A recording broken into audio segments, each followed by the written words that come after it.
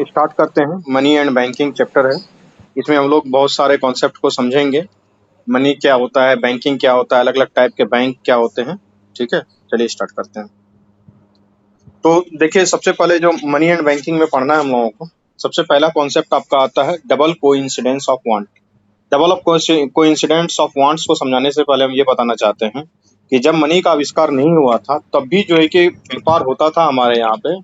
तब भी जो है कि एक दूसरे से वस्तुओं का आदान प्रदान होता था।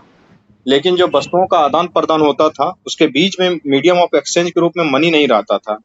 जब मीडियम ऑफ एक्सचेंज के रूप में मनी नहीं रहेगा तो वहां पे क्या चाहिए कि आप हमको टमाटर दो, हम आपको क्या करते हैं, गेहूं दे देते हैं। इस तरीके की चीजें चाहिए। या किसी को गाय बेचना है और जो है कि उसको बहुत सारा धान खरीदना है या गेहूं खरीदना है, तो उसमें क्या चाहिए। मान लो कि एक व्यक्ति मार्केट में गाय बेचने के लिए गया है और उसको चाहिए क्या, गेहूं। मार्केट में सेम टू सेम वैसा व्यक्ति चाहिए जिसकी की इच्छा हो कि हम गाय लें और गेहूं दे दें उसके बदले। तो बार्टर सिस्टम में सबसे बड़ा प्रॉब्लम यही था कि डबल कोइंसिडेंस ऑफ वांट्स। मतलब कि हमको गाय बेचना है, आपको गेहूं लेना है, आपसे गेहूं लेना है, तो आपके पास गेहूं होना चाहिए और मेरे पास गाय होना चाहिए।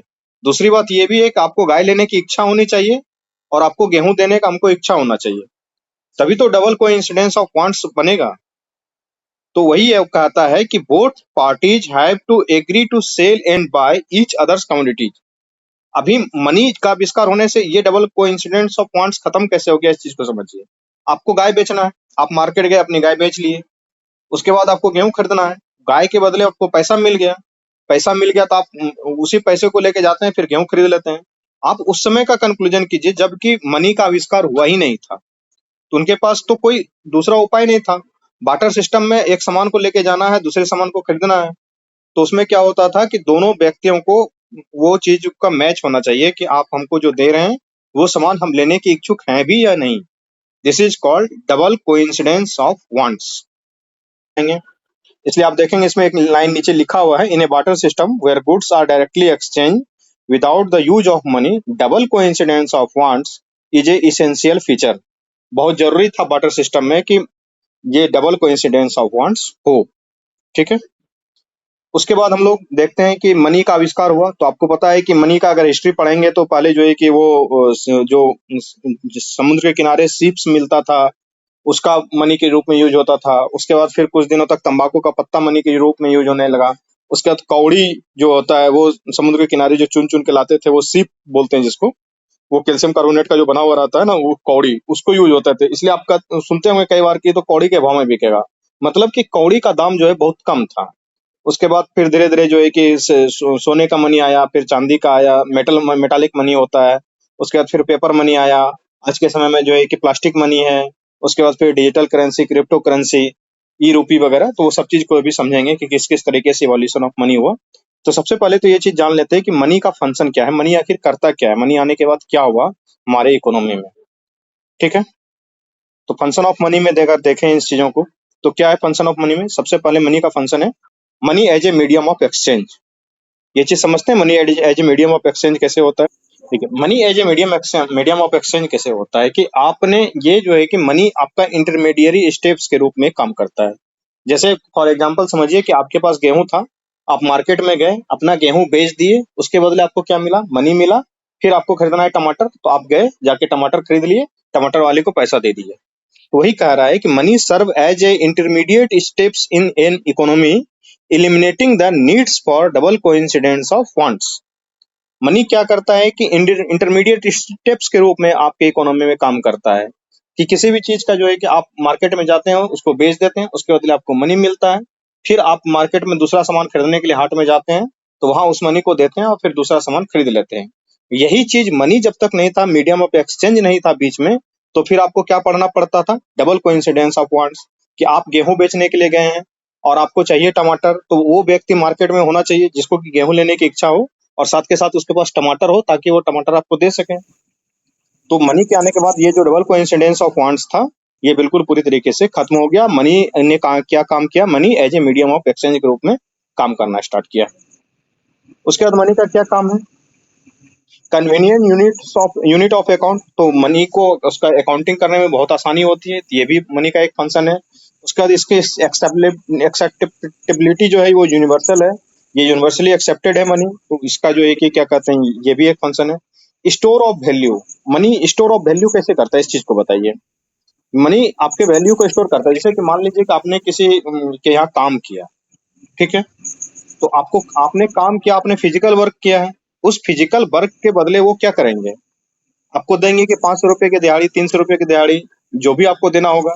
या आपने कहीं पे पढ़ाया तो वो 1000 रुपये, 2000 रुपये, 1 लाख रुपये, आपको जो भी आपके आपने जिस वैल्यू का काम किया है, उस वैल्यू को मनी के फॉर्म में आप स्टोर कर सकते हैं। ठीक है। उसके बाद कह रहा है मनी डायनेमिक इन नेचर। और चेंजिंग पावर कम ना या हाँ, बढ़ना। क्या होता है डायनेमिक इन नेचर मनी का, कि मनी का वैल्यू कभी जो है कि बढ़ जाता है, मतलब किसी वस्तु का वैल्यू जो है कि कभी बढ़ जाता है, किसी वस्तु का दाम, जैसे आप मोटरसाइकिल खरीदने के लिए गए मार्केट में, उसका दाम कभी बढ़ जाता है, कभी घट जाता है।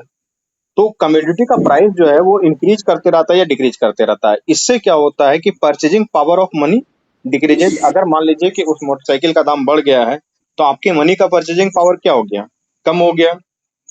तो इसीलिए इसको क्या बोला जाता है, मनी जो है वो डायनेमिक इन नेचर है, कि आप किसी वस्तु को खरीदने के लिए जा रहे हैं, उसका दाम अगर बढ़ गया तो आपके मनी का परचेजिंग पावर कम हो गया, अगर उसका दाम घट गया तो आपके मनी का परचेजिंग पावर बढ़ गया। तो इस तरीके से मनी क्या है, डायनेमिक नेचर का चीज होता है।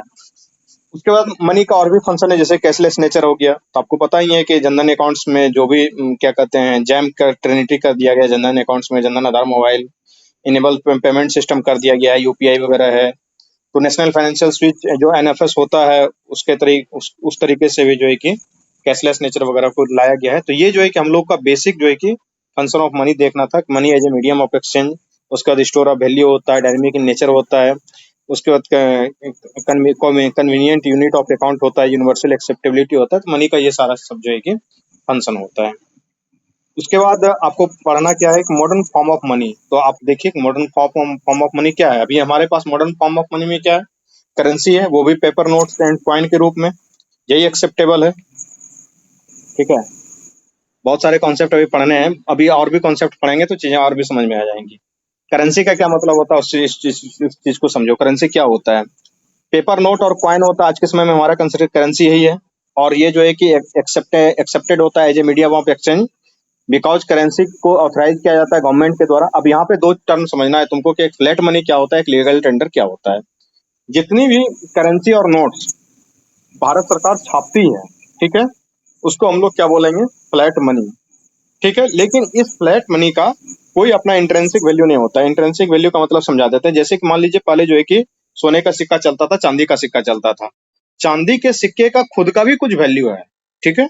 सोने के सिक्के का खुद का भी कुछ वैल्यू है, लेकिन 100 रुपए के पेपर नोट का वैल्यू क्या होगा, मुश्किल से 1 रुपया का उसमें कागज लगा होगा। 2000 रुपये का जो पेपर नोट उस पर लिखा हुआ रहता है कि ये 2000 रुपया है, उसमें उस पर्टिकुलर में पीस ऑफ पेपर की बात कर रहा हूँ, उस कागज का दाम कितना होगा, 1 रुपया होगा। तो माने यानी कि मनी का इंट्रेंसिक वैल्यू क्या हो गया, 2000 के नोट का 1 रुपया के आसपास या 1.5 रुपया के आसपास होगा। लेकिन मान लो सोने का सिक्का रहता या चांदी का सिक्का रहता, तो उसका खुद में कितना वैल्यू है, यानी कि उस सोने के सिक्के में चांदी के सिक्के के अंदर खुद भी एक तो उसका फेस वैल्यू है, दूसरा उसके अंदर इंट्रेंसिक वैल्यू है। ठीक है। मान लो कि कोई सोने का सिक्का या चांदी का सिक्का जारी करे भारत सरकार, और उसमें लिखा हुआ रहे कि इस सोने के सिक्का का दाम 1 लाख रुपए है। हो सकता है वो सोने का जो सिक्का 1 ग्राम का है या 1.5 ग्राम का, जितने भी ग्राम का होगा, उस सोने का सिक्का में दो वैल्यू निकलेगा। एक क्या निकलेगा कि सोने का दाम, कि कितने ग्राम का है, उसके हिसाब से मान लो 40,000 रुपये का उस सोने का सिक्का है, उस सोने के सिक्के का खुद का दाम हो गया। उसके ऊपर एक फेस वैल्यू लिखा हुआ रहेगा, मान लो 1 लाख रुपया डिनोमिनेशन लिखा हुआ है। तो मार्केट में अगर वो चलता, आज के समय में अगर ऐसा होता रहता, तो उसका फेस वैल्यू के हिसाब से वो 1 लाख रुपये का रहता, और इंट्रेंसिक वैल्यू के हिसाब से वो 40,000 रुपये के आसपास रहता। लेकिन आज के समय में जो पेपर मनी हमारे पास चल रहा है, इसका फेस वैल्यू हो सकता है 100 रुपया हो, 500 रुपया हो, 1000 रुपया हो, 2000 रुपया हो। ठीक है। लेकिन उसका खुद का कोई इंट्रेंसिक वैल्यू नहीं होता है। ठीक है। दूसरा बात है कि जो फ्लैट मनी होता है वो क्या होता है, जितने भी आरबीआई जितना भी मनी छापता है या भारत सरकार जितना भी मनी जारी करता है, सारे के सारे मनी फ्लैट मनी होते हैं। लेकिन सारे के सारे मनी लीगल टेंडर नहीं होते हैं। लीगल टेंडर क्या होता है, आप इस चीज को समझते हैं। देखिए, वो मनी जो सरकार ने लीगल टेंडर बोल दिया है कि ये मनी हमारा लीगल टेंडर होगा, तो उस मनी को आप लेके मार्केट में जा सकते हैं, उससे सामान खरीद सकते हैं। उसको जो है कि कोई भी लेने से रिफ्यूज नहीं कर सकता है, कोई कंट्री का सिटीजन। और वो किसी भी तरीके के सेटलमेंट में वो लीगल टेंडर यूज हो सकता है। अब कहेंगे कि सर ऐसा कौन सा मनी है जो कि सरकार जारी नहीं करता है, सरकार जारी करता है लेकिन वो चलन में नहीं रहता। मतलब लीगल टेंडर का समझ सीधा सा मतलब ये है कि कौन सा मनी चलन में है। ठीक है, आप सुने होंगे मोदी जी का भाषण 8 नवंबर 2016 को, जिस दिन उन्होंने नोटबंदी की थी, उन्होंने क्या बोला था कि 500 रुपए का और 1000 रुपए का नोट आज के बाद से लीगल टेंडर नहीं रहेंगे। लीगल टेंडर नहीं रहेंगे का साफ साफ मतलब यही है कि आज के बाद इससे चलन, ये मुद्रा चलन में नहीं रहेगा। इससे जो है कि किसी भी तरीके का आप सेल बाय परचेज सेटलमेंट नहीं कर सकेंगे। ठीक है, तो फ्लैट मनी में हर मनी लीगल टेंडर नहीं होता है। कैसे, इस चीज को समझिए। कुछ सिक्का होता है कि 200 रुपए का एक सिक्का जारी होता है जो कॉमेमोरेटिव कॉइन कहलाता है कि अटल बिहारी वाजपेयी के जन्मदिन पे भारत सरकार ने 100 रुपए का सिक्का या 1000 रुपए का सिक्का जारी किया। क्या वो मनी मार्केट में चलता है? नहीं चलता है। तो वो फ्लैट मनी तो है लेकिन वो लीगल टेंडर नहीं है। आप ये बताइए, intrinsic value, face value, flat money, legal tender, ये चारों टर्म समझ में आया या नहीं आया? सिंपल कहने बात का आ गई। मतलब तो ये है ना। अब देखिए, गवर्नमेंट ऑफ इंडिया क्या करता है, इशू करता है क्वाइन को, नोट ऑफ 1 रुपी और क्वाइन जो है कि ये कौन करता है? आप जानते होंगे, ये सब आसान सी बातें हैं कि जो गवर्नमेंट ऑफ इंडिया जारी करता है 1 रुपये का नोट या 1 रुपये का क्वाइन, बाद बाकी सारा मनी जो है कि रिजर्व बैंक ऑफ इंडिया जारी करता है 1 रुपये का नोट और 1 रुपये का क्वाइन को छोड़ करके। ठीक है, किसका साइन होता है बताइए? 1 रुपये के नोट पे किसका साइन होगा? सेक्रेटरी। फाइनेंस मिनिस्टर नहीं, फाइनेंस फाइनेंस मिनिस्टर का सेक्रेटरी साइन का। होता है। फाइनेंस सेक्रेटरी सेक्रेटरी हाँ, सेक्रेटरी फाइनेंस सेक्रेटरी का सेक्रेटरी साइन होगा। होता है। गवर्नर का 1 रुपये पे साइन नहीं होता है। ये क्यों है, कैसे है, तो सब आरबीआई एक्ट में लिखा हुआ है, उसके हिसाब से होता है। इसमें कोई बहुत पढ़ना उड़ना है नहीं। ठीक है, अब देखिए, मनी डिपॉजिट जो होता है बैंक में वो कैसे होता है? Money as deposit with bank. तो डिपॉजिट दो तरीके का होता है, एक डिमांड डिपॉजिट होता है, एक टर्म डिपॉजिट और फिक्स डिपॉजिट होता है। डिमांड डिपॉजिट में भी दो तरीके का अकाउंट होता है, एक करेंट अकाउंट होता है, सेविंग अकाउंट होता है। जानते हैं ना ये सब? क्या होता है कि आपने जो मनी रखा है बैंक में, वो किसी भी समय आप जाके उसको डिमांड कर सकते हैं और उसको जो है कि आप विड्रॉ कर सकते हैं। ठीक है, तो यही कह रहा है कि deposit in the bank accounts can be withdraw on demand. किसी भी टाइम ऑन डिमांड वो उस चीज को विड्रॉ कर सकता है। लेकिन टर्म डिपॉजिट या फिक्स डिपॉजिट में क्या होता है कि किसी भी समय आप उसको विड्रॉ नहीं कर सकते, जबकि जब तक कि फिक्स डिपॉजिट का मेच्योरिटी पीरियड नहीं आएगा। जैसे मान लो आपने 5 साल के लिए फिक्स डिपॉजिट दिया था या 10 साल के लिए दिया था, तो आप 10 साल से पहले उस पैसे को नहीं निकाल सकते हैं। अगर आप निकालने के लिए जाएंगे 10 साल से पहले, तो आपको क्या लगेगी? पेनल्टी लगेगी। अब ये जानते हैं ना कि जो अपडी तोड़वाता है तो उसका पेनल्टी देना पड़ जाता है। जी सर।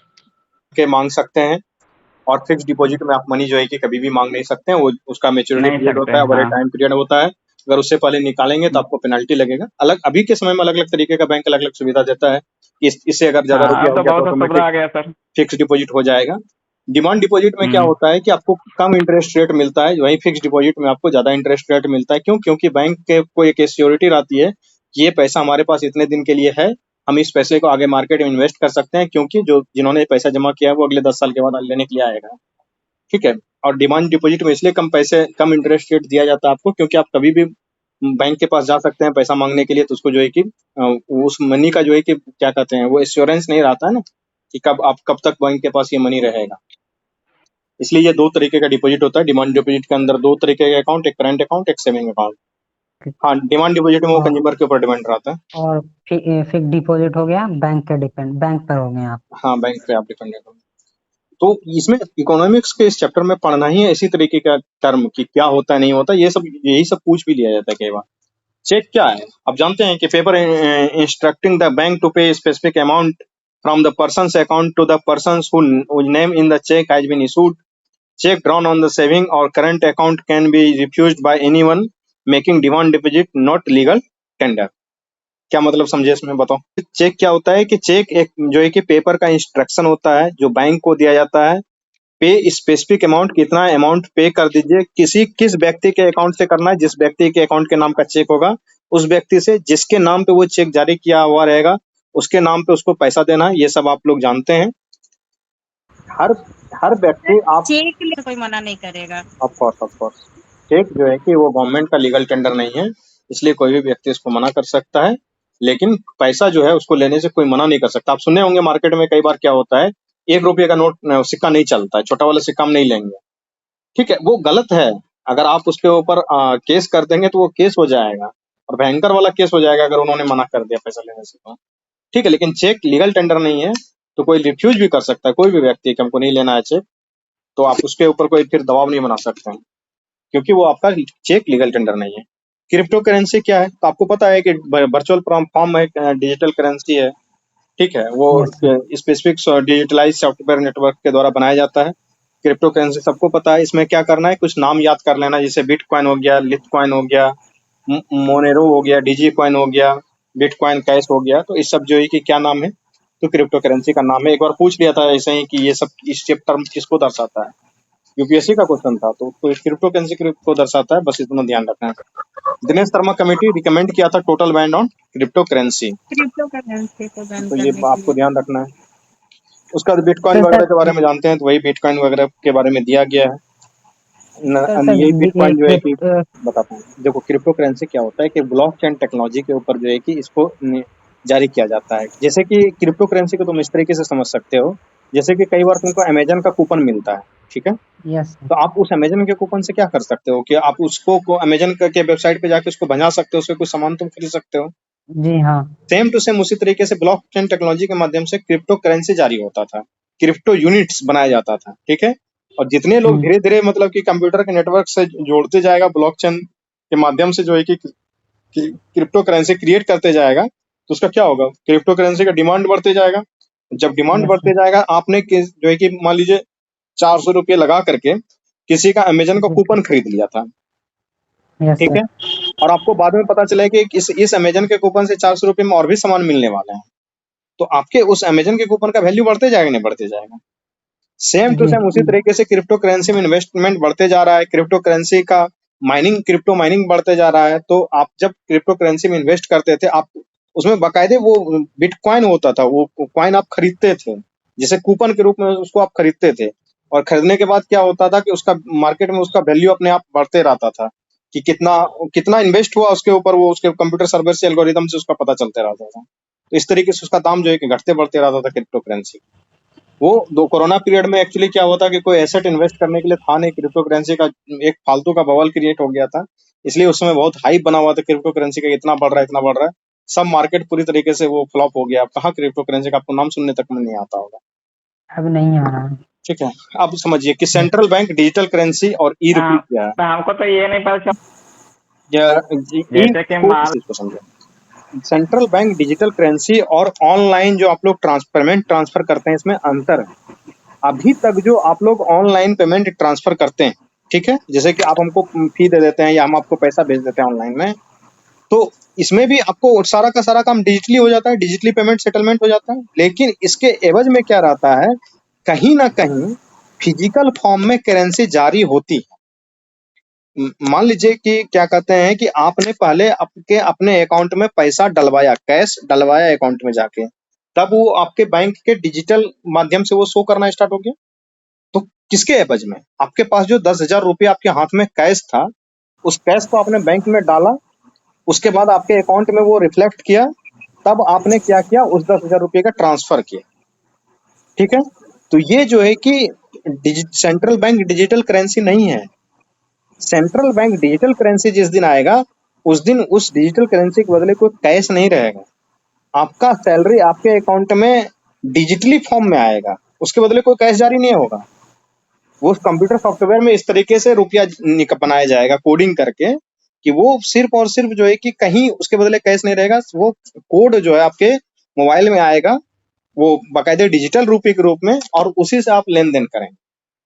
आज तक भारत में सेंट्रल बैंक डिजिटल करेंसी नहीं आया, इसका ट्रायल वगैरह चल रहा है, लेकिन सेंट्रल बैंक डिजिटल करेंसी नहीं है। आप अभी जो आप ऑनलाइन ट्रांसफर करते हैं, उसके बदले कहीं ना कहीं आरबीआई ने पैसा कैश के रूप में छाप के रखा हुआ है। तो सेंट्रल बैंक डिजिटल करेंसी क्या है, और हम लोग जो ऑनलाइन माध्यम से पैसा यूपीआई ट्रांसफर करते हैं या पैसा ट्रांसफर करते हैं, ये क्या है, इसके बीच में अंतर समझ में आया? Yes sir. नहीं समझ में आया तो बोलिए। डिजिटल करेंसी में जैसे कि हम डिजिटल करेंसी जारी करें, डिजिटल करेंसी जिस दिन जारी होगा ना, उस दिन जो है कि वो किसी एल्गोरिदम से बनाया जाएगा, जिस भी माध्यम से बनाया जाएगा, लेकिन उसके बदले कोई कैश जारी नहीं होगा। सिर्फ और सिर्फ आप समझिए ना कि आपके मोबाइल में, आपके बैंक अकाउंट में मान लीजिए डिजिटली 500 रुपया आरबीआई ने ट्रांसफर किया, आरबीआई एसबीआई को दिया, एसबीआई ने आपको ट्रांसफर किया, वो कोड के रूप में ही सिर्फ पैसा निकल रहा है, वहां कोई फिजिकल प्रिंटिंग उसकी नहीं लगी हुई है। अगर उस तरीके का हाँ पैसा जारी होने लगेगा तो उसको डिजिटल करेंसी बोला जाएगा। ठीक है। हाँ, डिजिटल करेंसी क्या होगा, वो लीगल टेंडर होगा। मान लो कि ऑनलाइन 500 रुपये का नोट जारी हुआ, इस तरीके से समझो कि ऑनलाइन 500 रुपये का नोट आरबीआई ने जारी किया है, तो उसका लीगल टेंडर होगा, बकायदे वो लीगल टेंडर होगा, उसको लीगली लोग लेने के लिए बाध्य होंगे, उसको कोई सेटलमेंट में कोई मना ही नहीं कर सकता है। लेकिन जो बिटकॉइन जारी किया गया है, इसको एक तो कंट्रोल करने वाली कोई अथॉरिटी नहीं है।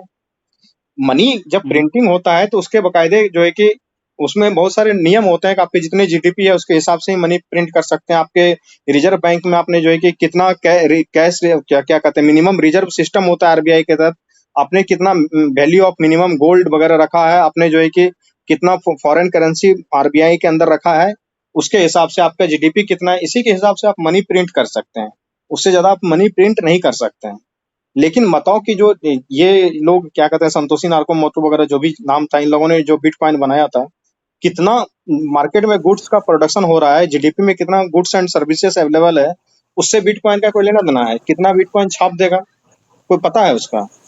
उसको अगर मान लो कल को कोई धोखाधड़ी होता है तो उसको कंट्रोल करने वाला कोई सेंट्रल अथॉरिटी है बिटकॉइन का? कल को कोई लेने से मना कर देगा तो बिटकॉइन का कोई मालिक है जो उसको कंट्रोल कर सके? लेकिन जब सेंट्रल बैंक डिजिटल करेंसी आएगा, डिजिटली फॉर्म में 500 रुपये जारी होगा, उसके अंदर कोई कंट्रोल करने वाले अथॉरिटी है, उसके प्रति कोई जवाबदेह व्यक्ति पीछे बैठा हुआ है, उसके पीछे जो है कि पूरा एक जवाबदेह सिस्टम लगेगा ना आरबीआई का, तो वो बनेगा सेंट्रल बैंक डिजिटल करेंसी। उस समय रुपया जो है डिजिटल फॉर्म में क्रिएट किया जाएगा, फिजिकल फॉर्म में नहीं। अभी तक जो जितना आप मनी ट्रांसफर करते हैं बैंक अकाउंट से, वो सबके एवज में कहीं ना कहीं फिजिकल रुपया पड़ा हुआ है। अभी तक क्या था कि ये सेंट्रल बैंक डिजिटल करेंसी की बात कर रहे थे। अब है एक ई रूपी। ई रूपी क्या होगा कि ई रूपी एक कूपन होगा। ठीक है। देखो ई रूपी में जो है कि दो कंफ्यूजन है। कंफ्यूजन से पहले समझा देते हैं कि क्या है। ई रूपी क्या होगा कि एक फॉर्म ऑफ कूपन होगा, वो उस कूपन में ये फिक्स रहेगा कि आपको जो सरकार ने ई रूपी के माध्यम से पैसा दिया है, उस पैसे पे लिखा हुआ रहेगा उस कूपन में कि ये कूपन सिर्फ और सिर्फ जो है कि पढ़ने लिखने के वस्तु के काम में ही खरीदा जा सकता है। या किसान को वो ई रूपी मिलेगा तो किसान उस ई रूपी से सिर्फ खाद बीज यही सब खरीद सकता है। ठीक है।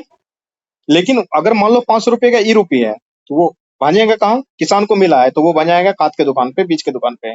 स्टूडेंट को 500 रुपये का ई रूपी कूपन मिला है तो वो दारू नहीं पी सकता उसका, वो सिर्फ और सिर्फ उसका किताब कॉपी ही खरीद पाएगा, सिर्फ उसी दुकान में चलेगा, वहीं पे भजेगा। ठीक है। तो इसको बोलेंगे हम लोग ई रूपी। पहली बात ये समझ में आया? नहीं हाँ, ये आरबीआई डिसाइड करेगा। सरकार इसलिए ई रूपी को ला रहा है, जैसे कि मान लो कि सब्सिडी में जो है कि बहुत सारा पैसा सरकार देती है ना, गरीबी की योजना हटाओ में गरीबों के लिए सब्सिडी देता है। अब गरीब को मान लो 500 रुपये सीधा दे दिया जाए तो वो हो सकता है दारू पी ले जाके। उसको दिया गया था कपड़ा खरीदने के लिए, भी है। चावल खरीदने के लिए। लेकिन अगर उसको 500 रुपये का रुपया नहीं देके सरकार 500 रुपये का कूपन कोड दे दे कि आप इस कूपन को सिर्फ और सिर्फ चावल सब्जी की दुकान पे ही बना सकते हो, दूसरी दुकान पे वो चलेगा ही नहीं, एक्सेप्टेबल ही नहीं रहेगा। फिक्स कर ठीक है। तो ये ई रूपी हो जाएगा। समझ गए? Yes sir. तो इसी तरीके से ये ई रूपी तुम्हारा काम करेगा। इस तरह का तो अभी भी चल रहा है सर। दुकान वाला से कूपन लेते हैं, जाते हैं तो उसको बोलते हैं चाट दे दो, तो चाटे देता है उतने रुपये का। बस हाँ, वही वही वही चीज बस सरकार बस करने वही वाली चीज है। वही हाँ, चीज वही चीज ठीक है। अब देखो यानी हम लोग ये डिजिटल जो करेंसी है, सीबीडीसी जिसको बोलते हैं, सेंट्रल बैंक डिजिटल करेंसी जो आने वाली है, इसका ट्रायल वगैरह कुछ कुछ आरबीआई ने स्टार्ट किया है। होलसेल क्या कहते हो सीबीडीसी निकाला जाएगा, रिटेल सीबीडीसी निकाला जाएगा, जब आएगा उसका तब डिटेल में पढ़ा जाएगा। अभी सिर्फ इतना जानना है कि अगर जिस दिन से मुद्रा फिजिकल फॉर्म में के बजाय डिजिटल फॉर्म में सिर्फ छपना हो जाएगा स्टार्ट, इसको हम लोग क्या बोलेंगे? सीबीडीसी, यानी कि सेंट्रल बैंक डिजिटल करेंसी, इसको बोलना स्टार्ट कर देंगे।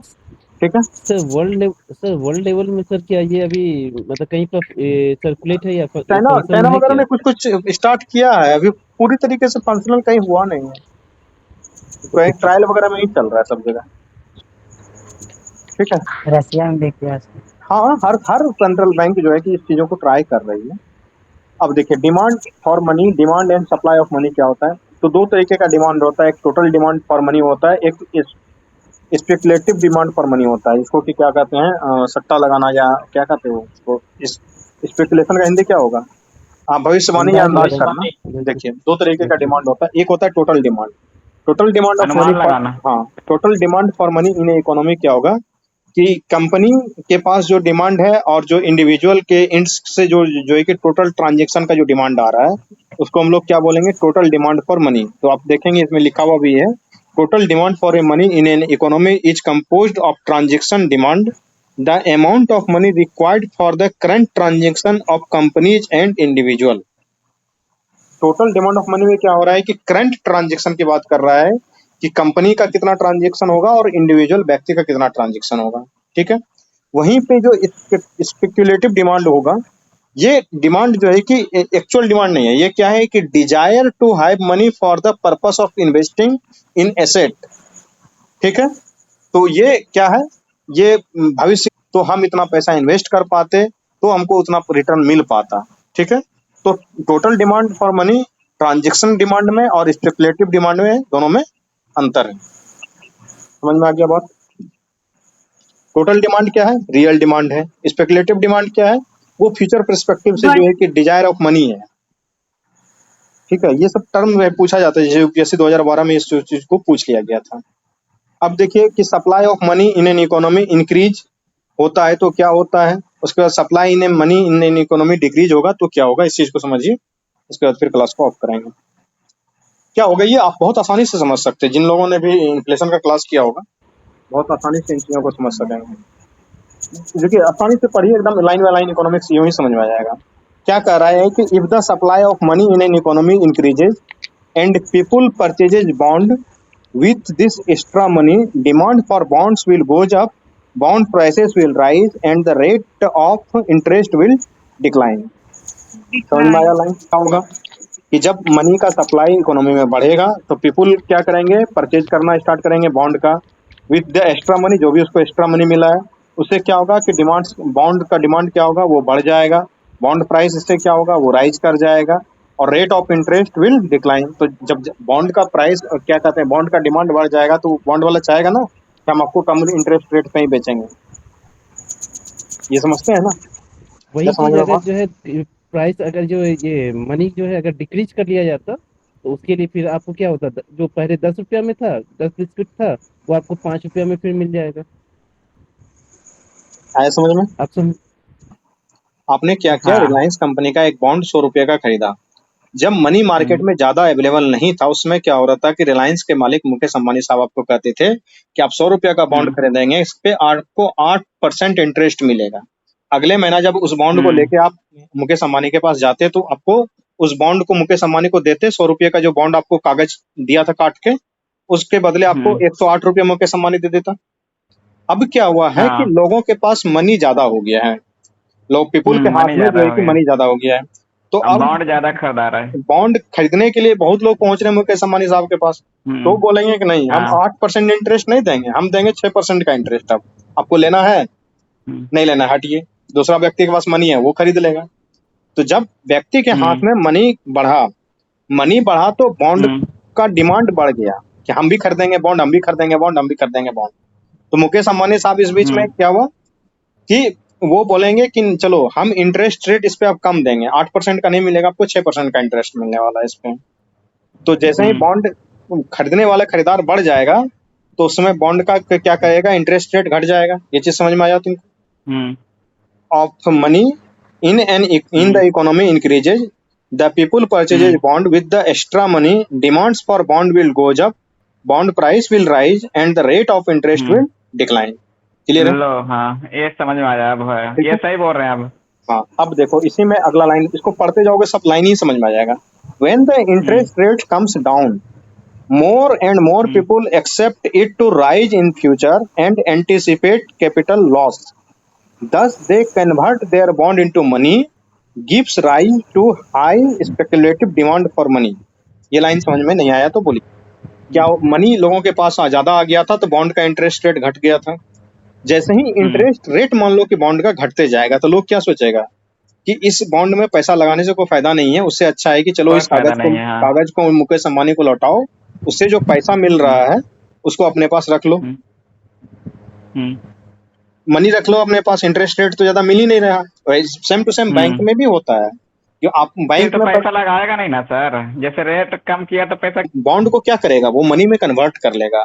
तो ये आपको सवाल पूछा जब जाएगा ना, तो वो कहेगा कि इंटरेस्ट रेट कम होने की सिचुएशन में मार्केट में क्या होता है कि जो लोग बॉन्ड खरीदे तो रहते हैं पैसा उसको पैसा मनी में, वापस ले लेता है। हाँ, उसको मनी में कन्वर्ट करवा लेता है। अब देखो हाँ, फिर अगला विड्रॉ लाइन करता क्या है कह मनी रहा को। है कि when the interest rate is very high, तो एवरी पीपल क्या चाहेगा कि हम बॉन्ड में और पैसा लगाना लगाएं, चाहेगा, उसमें इन्वेस्ट हाँ, करेगा। और उससे जो है हमको पैसा इंटरेस्ट ज्यादा मिलेगा। अब देखो तो यहाँ पे क्या हो रहा है, मनी का जो है कि डिमांड बढ़ गया है, अब बॉन्ड को मनी में कन्वर्ट करवा रहा है। अब अगला लाइन में क्या आ रहा है कि speculative demand for money is low. लोग क्या कर रहे हैं, मनी को बॉन्ड में वहां पे कन्वर्ट करवा रहे हैं। जब इंटरेस्ट रेट हाई होता है तो लोग क्या करते हैं, बॉन्ड में कन्वर्ट कर देते हैं मनी को। तो मनी का डिमांड क्या हो जाएगा, घट जाएगा। कैश का डिमांड घटेगा ना, वो सब लोग चाहेगा मेरे पास बॉन्ड रहे, कैश क्यों रहे। लेकिन जब इंटरेस्ट रेट कम रहेगा तो सब लोग क्या चाहेगा कि मेरे पास मेरे पास कैश मनी रहे, रहे। मनी रहे, कैश रहे, बॉन्ड नहीं रहे। यही कह रहा है कि इसी तरीके से ये काम करता है। अब मनी का स्पेकुलेटिव डिमांड मनी का कब ज्यादा होगा कब कम होगा, दो केस है कि जब इंटरेस्ट रेट कम होगा तो स्पेकुलेटिव डिमांड फॉर मनी बढ़ जाएगा, जब इंटरेस्ट रेट ज्यादा होगा तो स्पेकुलेटिव डिमांड फॉर मनी घट जाएगा। ठीक है, समझ में आया सर। आया ना समझ में। अब देखो, अब कह रहा है कि velocity of circulation of money, simple सी बात है। Velocity of circulation of money क्या होता है कि the number of times a unit of money change hands during the unit period. Simple सी बात समझो कि 10 रुपये का जो नोट है उसका वेलोसिटी ऑफ सर्कुलेशन ज्यादा है कि 100 रुपये का ज्यादा है कि 500 रुपये का ज्यादा होगा। बस बहुत सिंपली बात यह है कि 10 रुपये वाला नोट फ्रीक्वेंटली चेंज होता है, 500 रुपये वाला नोट फ्रीक्वेंटली चेंज नहीं होता है। क्यों? क्योंकि आप मार्केट गए, 10 रुपये का आपने 10 रुपये का समोसा खाया, उसने 10 रुपये का ऑटो भाड़ा दिया, उसने 10 रुपये का जो है कि फिर चाट खा लिया, उसने 20 रुपये का जो है कि किताब खरीद लिया। तो वो 10 रुपये 20 रुपये वो मनी क्या होता है, वो ज्यादा सर्कुलेट होता रहता है। 500 रुपये वाला नोट कभी कभी निकलता है, 2000 रुपये वाला नोट तो और भी बहुत रेयर अवस्था में निकलता था। तो 2000 रुपये के नोट का वेलोसिटी ऑफ सर्कुलेशन सबसे कम, 500 रुपये का नोट का सर्कुलेशन उससे थोड़ा सा कम। यानी कि जितना मनी का वैल्यू छोटा होगा सबसे ज्यादा सर्कुलेट तभी होता है ना। दिन भर में क्या मार्केट में यूज होता है, 10 टकिया 20 टकिया 25 टकिया, यही तो यूज होता है। ये सबसे ज्यादा फ्रिक्वेंटली एक से दूसरा व्यक्ति तीसरा बाजार में जाता है। लेकिन 500 रुपये का नोट तुरंत नहीं चलता है, वो रुक के चलता है। जब बड़ा सामान खरीदाएगा कि एक साड़ी खरीदाया 500 रुपये का, तब ना 500 रुपया दिया जाएगा। लेकिन आपने चाट खाया तो 10 रुपया तुरंत आप देंगे। इसका वेलोसिटी ऑफ सर्कुलेशन क्या है, छोटे वैल्यू ऑफ मनी का ज्यादा है, बड़े वैल्यू ऑफ मनी का वेलोसिटी ऑफ सर्कुलेशन क्या है, कम। ये समझ में आ गया। अब कहता है लिक्विडिटी ट्रैप। लिक्विडिटी ट्रैप क्या होता है, अब समझिए कि ये लिक्विडिटी ट्रैप तब क्रिएट होता है when interest rates are very low. ये तब क्या होगा कि yet consumer prefers to hold cash rather than spend और invest their money into high yielding bond और अदर इन्वेस्टमेंट्स। तो इसका मतलब क्या हुआ, मतलब ये हुआ कि जब इंटरेस्ट रेट घट जाता है, मैंने अभी समझाया कि जैसे ही इंटरेस्ट रेट कम होगा तो लोग इन्वेस्टमेंट करना नहीं चाहेंगे। इन्वेस्टमेंट नहीं करना चाहेंगे तो वो लोग क्या करेंगे कि कैश को होल्ड करके रखेंगे। जब कैश को होल्ड करके रखेंगे तो मार्केट में लिक्विडिटी रहेगा क्या मनी का, नहीं रहेगा ना। नहीं, मनी कितना मार्केट में फ्लो हो रहा है, मार्केट में मनी का फ्लो होना, ठीक है, पानी का बहना, मार्केट में मनी का बहना। लेकिन सब लोग मनी को मतलब कि घर से निकाल ही नहीं रहा है, सब अपने गद्दा के तरह में पैसा को छिपा के रख रहा है। क्यों? क्योंकि वो इन्वेस्ट नहीं करना चाह रहा है। इन्वेस्ट करेगा तभी तो मनी मार्केट में जाएगा। अगर सब लोग चाहे कि नहीं हम मार्केट में कुछ इन्वेस्ट करेंगे ही नहीं, सब सामान मतलब घर में पैसा छुपा के गद्दा की तरह में रख देंगे, तो लिक्विडिटी का कमी आएगा कि नहीं आएगा मार्केट में। समझ में आया लिक्विडिटी ट्रैप क्या होता है।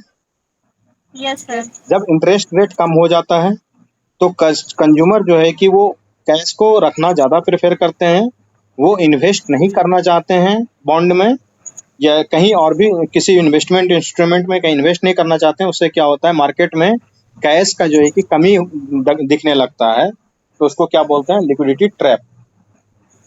जी, की मांग अधिक और